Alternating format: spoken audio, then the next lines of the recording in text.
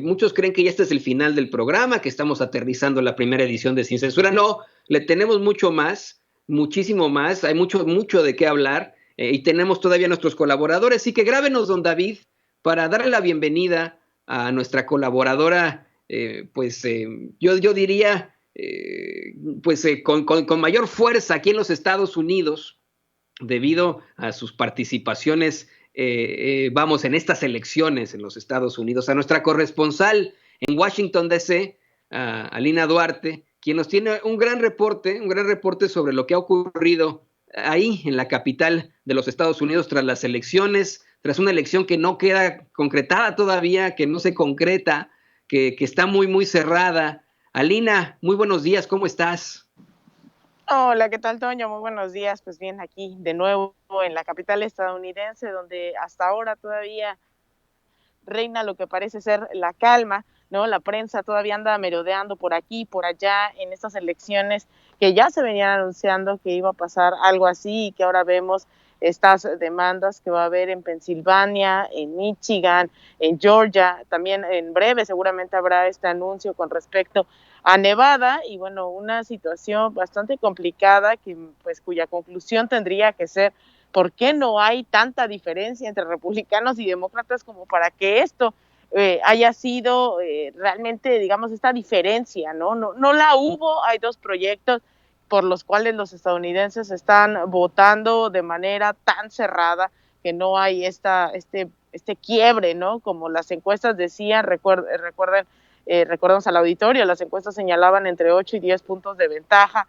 hacia el candidato demócrata Joe Biden y ahora estamos teniendo estos episodios de cierre tremendo. Entonces, bueno, ahora aquí en la capital la verdad es que ha sido una semana bastante tranquila, había muchas especulaciones sobre qué es lo que podía ocurrir, no ha habido más que algunas que otras protestas de las cuales hemos estado reportando ya entrada la noche, el día de las elecciones, ya en la madrugada del día siguiente se reportaba, bueno, estábamos ahí en estas manifestaciones, reportando hasta las 3 de la mañana. El día de ayer también varios colectivos con diferentes demandas, y eso es importante decirlo, son colectivos no necesariamente organizados en torno a un solo tema, eran colectivos, organizaciones que han estado en la lucha, Toño, en temas de cambio climático, de feminismo, de derechos laborales, y se unieron para salir el día de ayer y decir que se cuente voto por voto.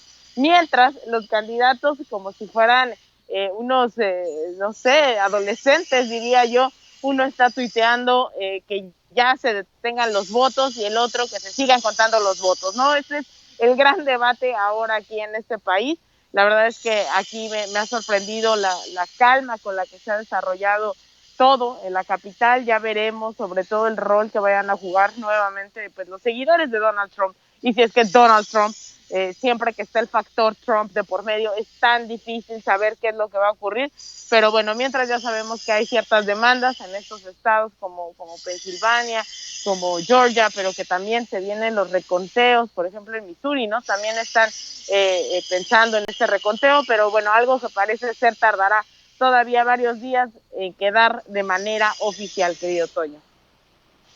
Querida Alina Duarte, ¿ya se expresó Luis Almagro al respecto de esta elección, de lo cerrada que está, de la impugnación que está planteando el presidente Donald Trump en varios estados como Michigan, como Wisconsin, como Pennsylvania, como Georgia? ¿Ya dijo algo Luis Almagro?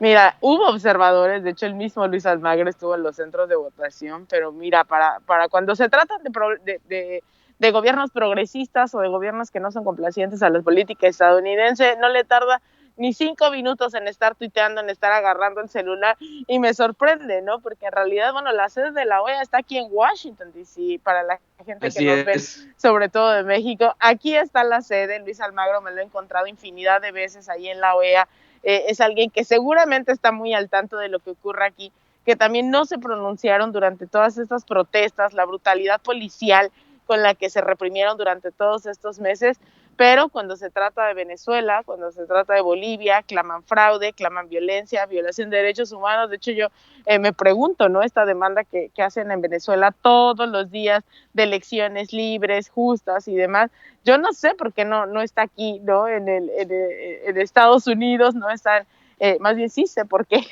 y tiene que ver con esta política totalmente intervencionista, con esta política de verdad humillante, ¿no? Yo creo que eso también está algo en el debate. Hay muchísima gente que se está preguntando por qué no se posiciona esta campaña de renuncia de Luis Almagro con un papel tan cínico como el de la OEA, y la pregunta también para los que nos ven es por qué México no está emprendiendo una política, ya sea de salida o de renovación de la OEA. Escuchábamos hace unas semanas a Maximiliano Reyes cuestionando el papel de Luis Almagro, y bueno, aquí tenemos otra razón en Estados Unidos para dudar justamente de cuál es el papel de la OEA, que en su momento, yo recuerdo, en Cuba le llamaban el Ministerio de las Colonias de Estados Unidos, ¿no? Alias la OEA. Entonces vamos a cuestionarnos también desde México, ¿qué estamos esperando al formar parte de una organización de esta magnitud, Toño? Sí, y mira, tú no lo vas a poder ver, pero seguramente ya lo viste en redes sociales. Quiero compartir con el público dos cartones que salieron hoy en el periódico La Jornada. Uno es del Fisgón y el otro es del Guerra. Vamos a ver primero el del Fisgón, yo te lo voy contando, querida Lina. El cartón del Fisgón se llama Consejo Amigo, y tenemos a la Estatua de la Libertad junto a una boliviana que le dice: cuidado, no vaya Almagro a decir que el proceso electoral fue sucio y les quieran dar golpe de Estado, ¿no? Primero. En segundo lugar tenemos el cartón de Helguera, que también es muy interesante, ahí en La Jornada, y tenemos a un Luis Almagro que dice: fraude, y un presidente que se aferra al poder, promovamos un golpe de... Y luego dice: no, mejor no, porque no se puede, ¿no? Entonces, creo que esto ilustra claramente esa figura del ultraconservadurismo, de la ultraderecha, que desafortunadamente tenemos al frente de la Organización de Estados Americanos. Fíjese, y esto no me va a dejar mentir, Alina, cualquier tipo de organismo multilateral, mundial, tiene que ser completamente imparcial. La gente, nosotros como seres humanos, obviamente podemos tener nuestras ideologías, vamos, corre sangre por nuestras venas, pero en nuestro actuar tienen que ser los más imparciales. Y ese señor que opera desde ahí, desde Washington, D.C., la OEA, ese señor Luis Almagro, pues de imparcial no tiene nada, ¿o sí, querida Lina Duarte? No tiene nada de imparcial, de hecho, y es sorprendente porque dio un giro de 180 grados. Recordemos, él fue canciller de Pepe Mujica, fue Pepe Mujica el que lo propuso para la OEA. Varios gobiernos progresistas hicieron campaña en su momento por alguien como Luis Almagro, y de repente llegó a la OEA y bueno, no sé, creo que lo único que más se pensaba es que le llegaron al precio, ¿no? Empezó con una política abiertamente en contra de todos los gobiernos progresistas, ha jugado un papel clave en la desestabilización e intervencionismo en Venezuela, encabezando este llamado Grupo de Lima, que exclusivamente se formó para intervenir en Venezuela, y que de hecho a mí me consta, era una frustración para ellos el no poder ganar de manera democrática todas las votaciones dentro del Consejo General, y tuvieron que inventarse este Grupo de Lima en ese momento con Luis Videgaray a la cabeza. Luis Videgaray venía aquí a Washington muy seguido, venía a encabezar todo este tema. Recuerdo haberle preguntado con qué cara México estaba encabezando una lucha por los derechos humanos en Venezuela, cuando acababa de ocurrir lo de Ayotzinapa, cuando no permitían a observadores internacionales estar allá. Todo eso yo recuerdo que se molestó bastante Luis Videgaray, pero eran esos personajes los que estaban encabezando esta lucha en contra del gobierno de Nicolás Maduro en Venezuela, fueron los que estuvieron impulsando todo recordarán esta intervención en la frontera colombo-venezolana en febrero del año pasado. En fin, el tema de Bolivia fue tan solo el último y la cereza en el pastel, y una irresponsabilidad brutal que no es para menos. No solamente creo que hay que decir es un criminal, sino hay que decir que gracias a la OEA encabezada por Luis Almagro se cometieron masacres en Bolivia, y que eso merece al menos cárcel, ¿no? O sea, no es menor, no estamos hablando con de cualquier persona, es gente bastante siniestra que están dispuestos a que la gente se subleve, a que la gente sea asesinada en nombre de esta llamada democracia que ahora vemos. Aquí no se ejerce con los mismos parámetros, aquí no vienen con sus informes a decir que hay fraude, aquí no vienen a ejercer toda una campaña mediática como lo han hecho en el caso de Bolivia y en Venezuela o en Nicaragua también.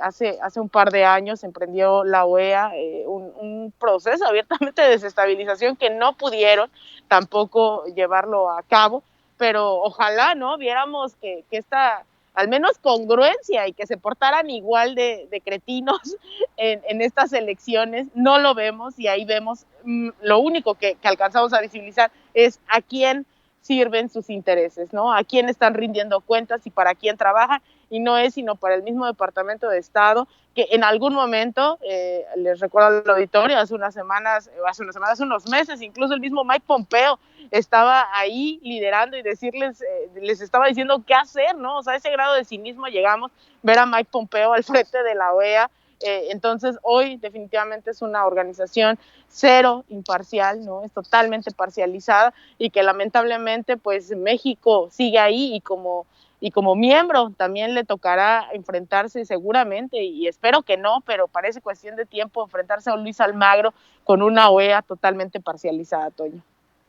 Así es necesaria, yo insisto, en estos momentos es necesaria, exactamente en este mundo tan polarizado, una organización de los Estados americanos imparcial, que ni siquiera tenga miras hacia uno u otro gobierno, sino que actúe de manera imparcial en esta pues realidad que vivimos y tan convulsionado mundo que tenemos, tan convulsionada región que tenemos, Alina. Alina, nos vamos a volver a enlazar contigo durante el día. Usted lo sabe, Alina Duarte continuará ahí al pie del cañón frente a estas protestas, frente a estas manifestaciones, estas ideas que ocurren después de una muy cerrada elección. Pero, ¿qué te parece que por mientras nos cuentas tus redes sociales para que la gente se ponga en contacto contigo, para que te apoye, para que te vean otras plataformas? Muchas gracias, Toño. Pues sí, yo las invito a que me sigan ahí a través de mi cuenta de Twitter en @alinaduarte_, en Instagram _Alina Duarte, en Facebook también como Alina Duarte Periodista, en YouTube también ahí en mi canal como Alina Duarte, y pues obviamente también a través de las plataformas de Sin Censura en donde estoy reportando. Un abrazote, Toño, y claro que sí, nos enlazamos más tarde. Fuerza, querida Alina, fuerza, que todo va a ir muy bien, y muchas gracias siempre por estos tan importantes comunicados que nos haces en esta interesantísima labor que tienes para llevar la verdad con justicia.